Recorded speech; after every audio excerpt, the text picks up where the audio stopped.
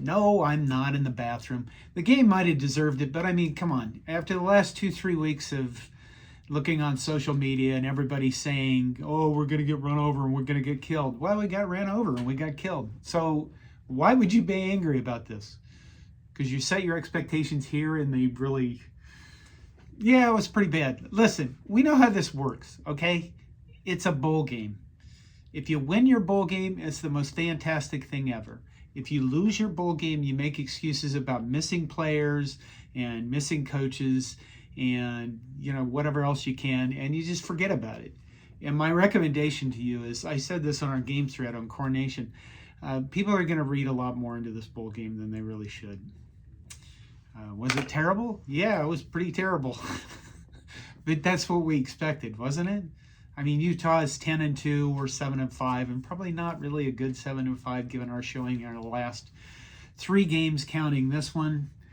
I'm sure that people expected more. You know, in the first 2 series, we looked really good. We ran the ball really well. We blocked really well. The announcers even said Nebraska was dominating the line of scrimmage, and I fainted for a little bit, having heard that about us for the first time in God knows how long. You know, and then what do we need to go? I think the biggest bad thing about this is they're going to carry off into the off season, and we're all going to have negative attitudes. And was this progress from last year? Well, we made a bowl game for 2 years in a row, and I think that's a good thing. And if you remember, when we weren't having bowl games, we were always complaining about missing the extra practices. I made the point in the previews about the fact that this is our chance for new coaches to see our players go up against live action so they know what players they need to get for next season. On offense, you know, the offensive line did look good for a while, and then it didn't look good for a while. And I think, you know, you saw Utah adjust to basically we didn't really have much of a threat in the passing game. And, you know, they adjusted and basically were stacking, and you're not going to be able to just run the ball. You can't just run the ball. You have to give what the defense take what the defense gives you. And unfortunately, we looked like crap on offense for a while too. TJ Lateef got to go up against a really good team and get more experience. I don't think that's a bad thing. I'm sure people will, you know, slag on him, pretty much complain about not if we don't get another starting quarterback to replace him for next year. That's the thing. It's just going to be negative for a while. And, you know, maybe that's not a bad thing. I said this in the preview again. Maybe, you know, we've won the offseason for years. Maybe it's time we didn't win an offseason, because winning the offseason doesn't do a damn thing for us except set our expectations sky high. 44-22, Nebraska comes up with 8 points in the fourth quarter, kind of a garbage time touchdown. Let's see. Gave up 535 yards of offense total to Utah, 310 passing yards. So here's an explanation for the defense. In the last 2 games of the regular season, our defense just started caving. And I think that's a lot has to do with not so much that we don't have good players on defense, but that they didn't have any faith in their coaching anymore. I pointed that out in the post game for the Iowa thing, how we were running a 3-point or 3 down linemen inside the 10-yard line against Iowa is something you just don't do. John Butler was fired because he wasn't good. We gave up almost 100% red zone. When our opponents got into the red zone for the season, they scored 100% of the time. And we really didn't, I don't think we stopped that in this game. I mean, come on, after a while I started paying attention. I started watching Texas and Michigan on the 2-screen thing.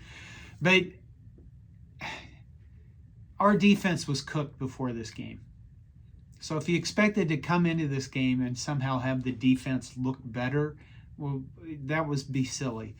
Instead of running 3-man fronts, that's what I meant to say earlier, 3-man fronts inside the 10-yard line. Instead of running 3-man fronts inside the 10, or running 3-man fronts, we ran 4-man fronts inside this in the game. I'll slow down a little bit. We changed our defense, or at least we changed it enough that we didn't know what our assignments were. And that was pretty clear early in the game when receivers were just open all over the place. And guys literally looked like they did not know what they were doing. They didn't know their assignments. And so it looked like they had to go back to a base 4-3 or a base defense. And when you do that, you really can't make adjustments. They had to go back just so the guys would know what their assignments were. None of this stuff is really that shocking, given that you fired your defensive coordinator, you have a new one coming in, you kind of change things up a little bit, and suddenly you're going to go out and play football and try to do your best with guys that really are confused about what they're supposed to be doing. So we moved back into what looked like a base defense, and Utah took great advantage of that. They tore us to pieces with it. I don't think there's anything shocking about that. And what I'd like to say to you really about this game is this.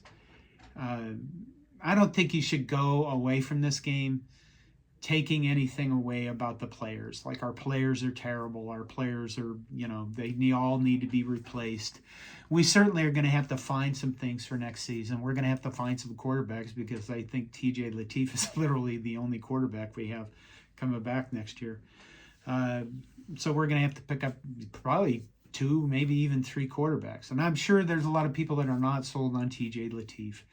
I think he'll probably be okay. I think they're going to have to change things up for next season for the offense, and we see a more dynamic offense. And what I mean by that is take advantage of the quarterback's mobility. Offensive line, we're going to need, Rocco was out, and I think he's gone. Come on, the left tackle. Dude we picked up from Alabama turned out to be a pretty good addition.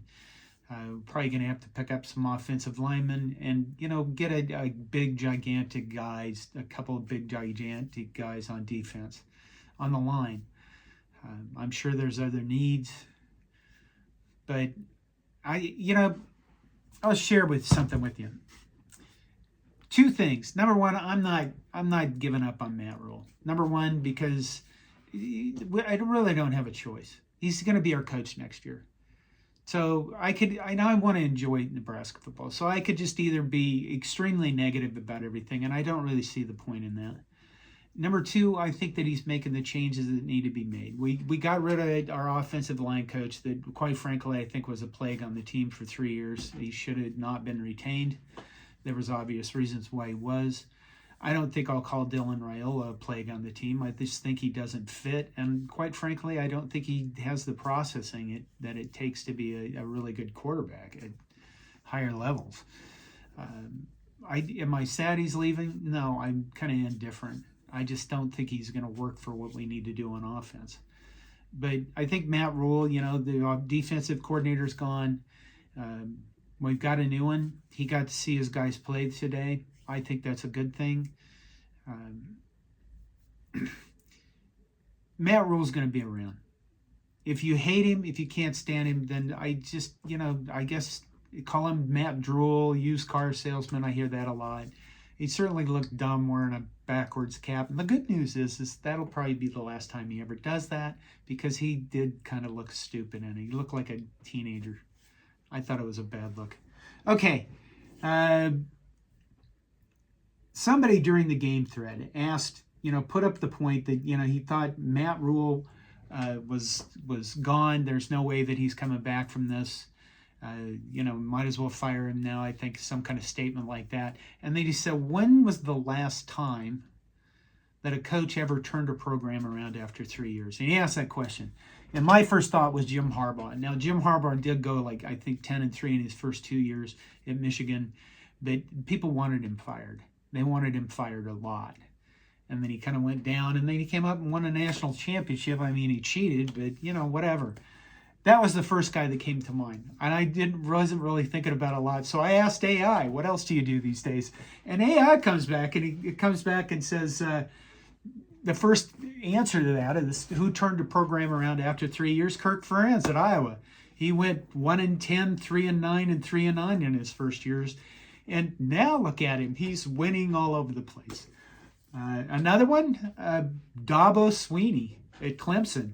He went 6-7 in 2010, which was his year 2, and he was on the hot seat. And he didn't win an ACC title until year 5.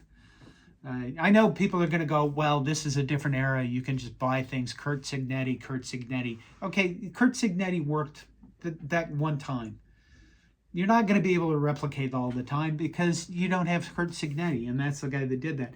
Mike Gundy at Oklahoma State took the job in 2005 and didn't really arrive at a consistent top 15 program until about 5 years, his 6th and 7th season. Bill Snyder at Kansas State. Maybe we consider ourselves that far down. Mark Stoops at Kentucky. 5 consecutive years without reaching a major bowl. Finally broke through with 10-3 in year 6. Those don't really, they kind of don't really sound, other than Dabo Sweeney, they don't really sound like really good examples, but they are examples of coaches that turn it around after year 3. Bottom line is, don't read too much into this bowl game. Don't go, burning things down and things like that. I think that's it. Was it sad to see? Yeah, it was tough to watch. That's it. That's all I got. Happy New Year. Go Big Red. There's still some great football that's going to be played this season. So, take the chance to watch it. Maybe enjoy it. And just put this behind us. Maybe we won't think about it again. There you go.